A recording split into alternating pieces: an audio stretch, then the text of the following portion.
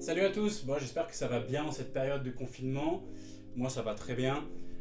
Donc aujourd'hui, ça va être la première vidéo de la chaîne, la première vraie vidéo. On va faire une réparation. La première chose qu'on va réparer aujourd'hui, c'est cet iPhone SE qui a deux problèmes. D'abord un problème d'écran, un problème de tactile, et ensuite un problème avec le bouton d'allumage. On va essayer de régler ces deux problèmes pendant cette vidéo. Si j'arrive à régler qu'un seul des deux problèmes aujourd'hui, je m'occuperai de l'autre la fois suivante, ou alors si on arrive à régler les deux cette fois, tant mieux. Je comprends bien que c'est un téléphone qui est un peu ancien, mais il y a toujours des gens qui ont par exemple des iPhone SE, et si jamais vous rencontrez ce problème, je vais vous montrer que c'est important de pouvoir le réparer, de pouvoir le faire vous-même et vous montrer un peu comment faire. Alors avant de commencer, je vais vous montrer une petite chose, c'est la boîte à outils. Alors petit disclaimer avant tout, c'est absolument pas une pub ou sponsorisé ou je ne sais quoi. Évidemment c'est la toute première vidéo de la chaîne, c'est très amateur là pour le moment. Il y a peut-être le son, la lumière qui sont vraiment pas bons, j'essaye de faire au mieux.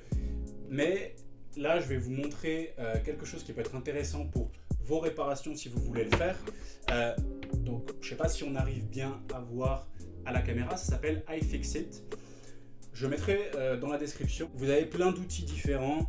C'est une plateforme, un site internet qui vend plein de choses pour pouvoir réparer vos propres trucs, vos propres affaires. Que ce soit des téléphones, que ce soit des tablettes, que ce soit des ordis.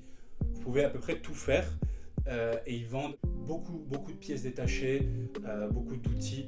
Donc ça peut être vraiment très intéressant. Alors tout de suite on va repasser sur le téléphone. On va faire une vue d'un peu plus près parce que d'ici on va pas voir grand chose. Et on va voir comment le réparer et les différentes étapes.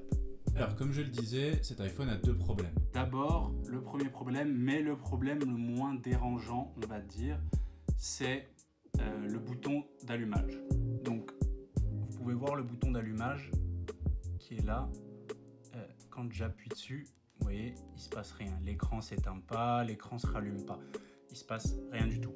Alors le truc le plus compliqué, on va dire, avec ce problème, c'est pour l'éteindre. C'est pas si difficile, donc je vais vous montrer. Vous avez juste à... alors, on va aller dans les paramètres. Du coup, ici, on va aller dans Général, ici. Et ensuite, je sais pas si vous voyez bien, mais on va descendre tout en bas jusqu'à voir le bouton éteindre. Pour mettre en veille, c'est pareil. Vous allez dans les réglages.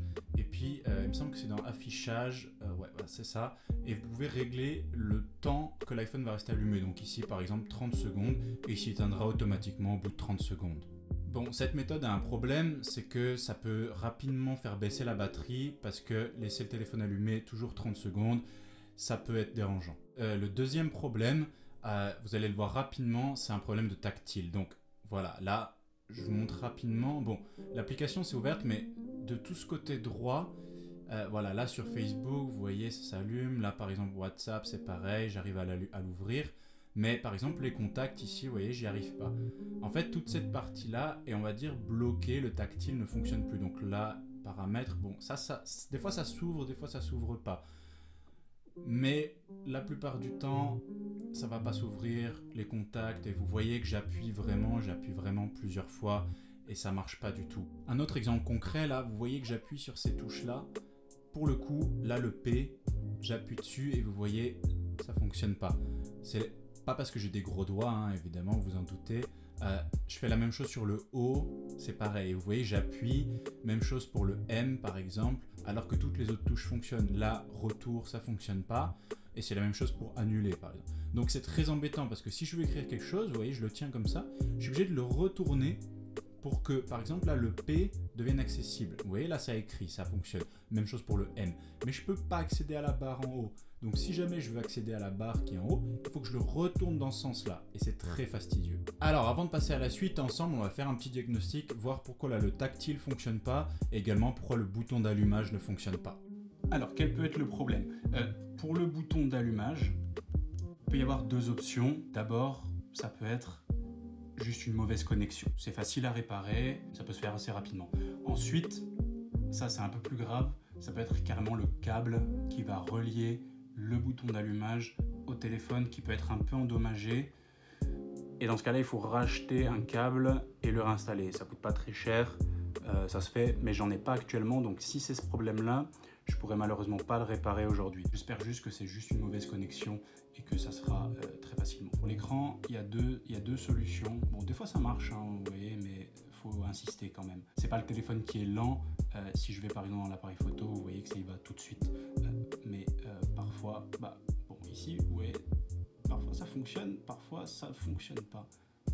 Ah bon, aujourd'hui il marche très bien. Bref. Alors pour ce qui est du tactile, on peut le régler normalement en général de plusieurs façons. Vous l'éteignez d'abord. Vous pouvez l'éteindre juste comme j'ai dit en allant dans les paramètres par exemple, général, éteindre.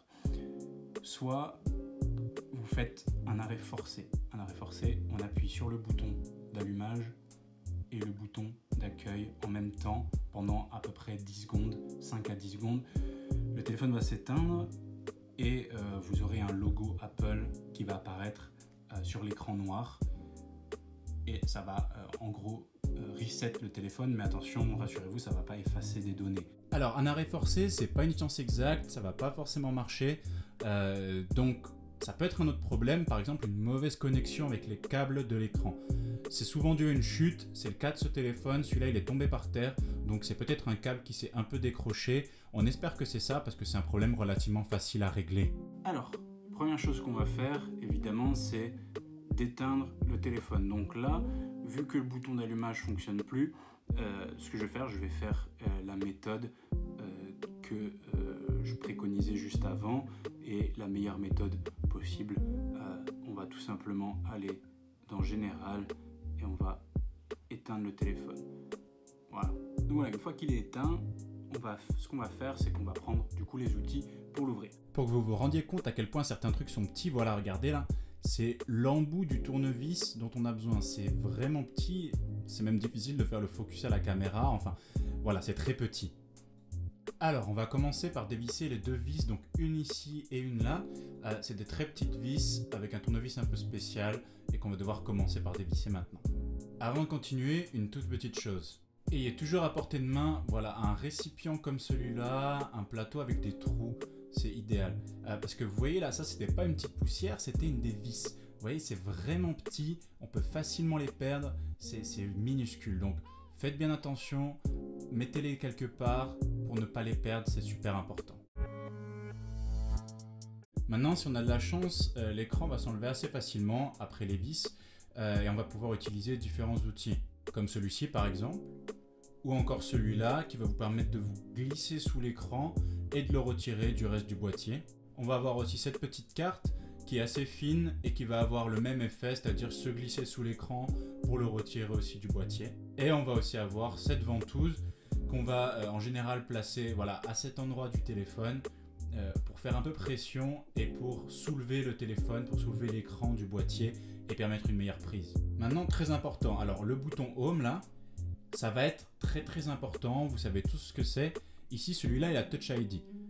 Les téléphones, enfin les iPhones, ont tous un Touch ID qui est relié au propre téléphone, et il n'est pas compatible avec un autre. Donc, quand on va le retirer, on va avoir un petit câble dessous, il va falloir faire très attention parce que si on abîme ce câble, on va perdre Touch ID. Le bouton Home peut se remplacer, c'est pas très cher, mais on risque de perdre Touch ID de manière définitive.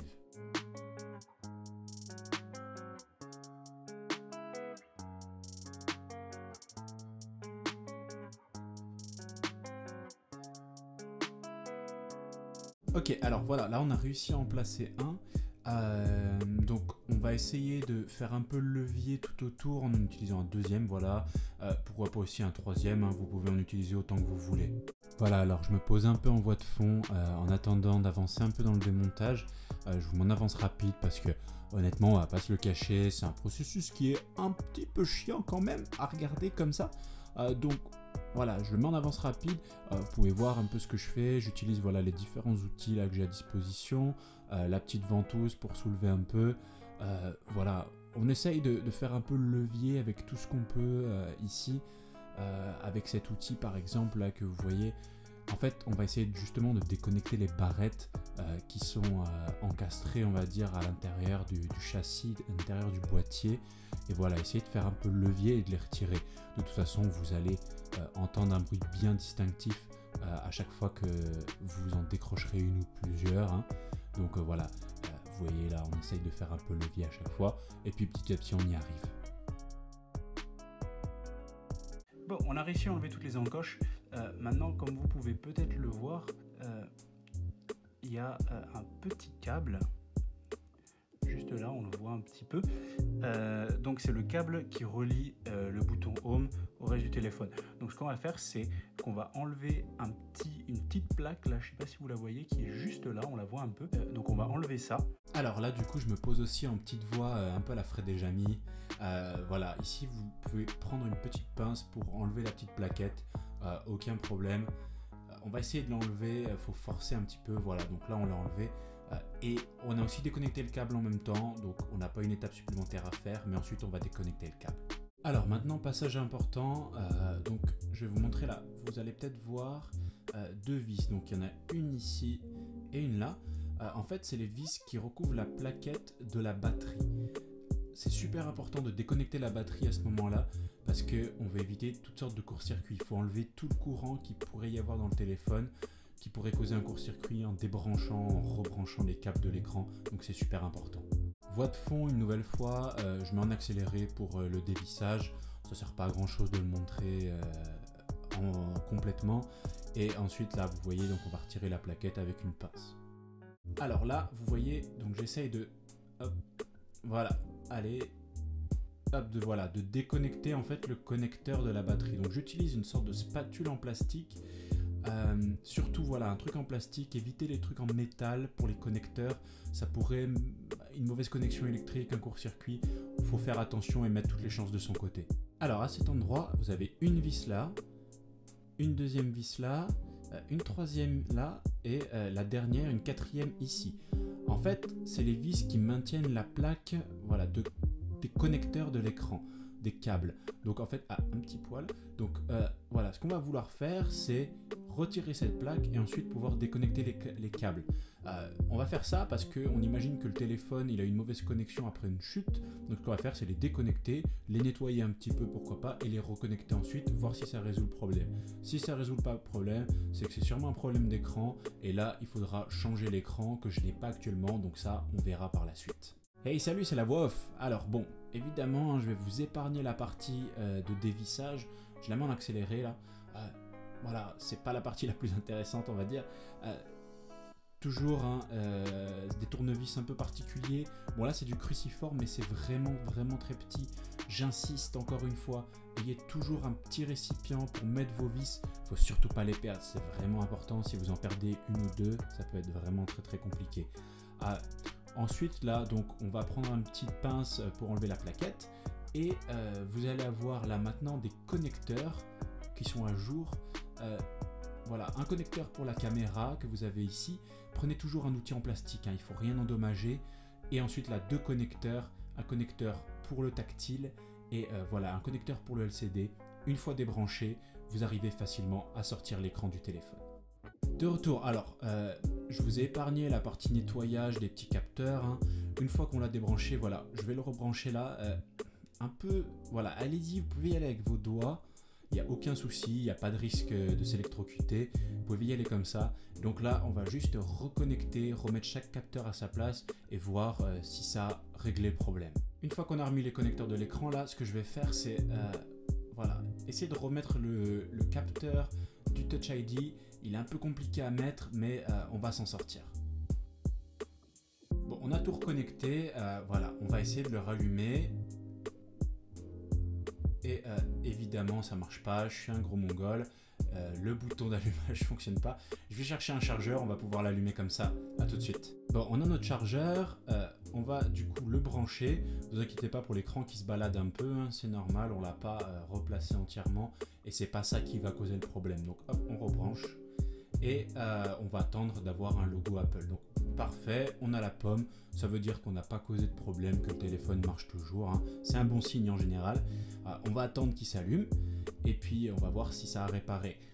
j'espère, ça serait plutôt une bonne nouvelle parce que bon, racheter un écran, c'est pas non plus hyper cher. Ah, bon voilà, super, ça se rallume, aucun problème. Donc on va voir si ça fonctionne. Donc voilà, et ben ça a pas l'air.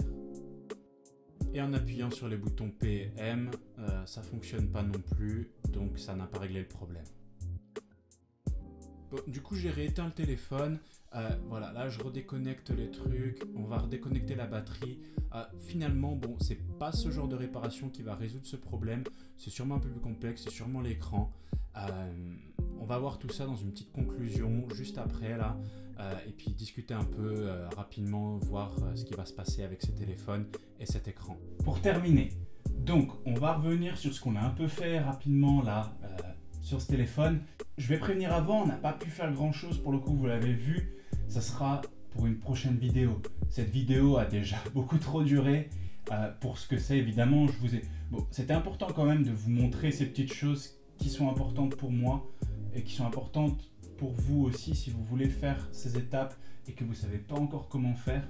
C'est super important de bien savoir comment dévisser, quel truc dévisser, la pince, avec quoi on va enlever, qu'est-ce qu'on va enlever avec la pince, quel type de tournevis par exemple. Je vais revenir un peu dessus dans une prochaine vidéo. Là ça va être très rapide pour conclure, je veux pas que ça s'éternise trop, ça fait déjà je crois un quart d'heure de vidéo à peu près.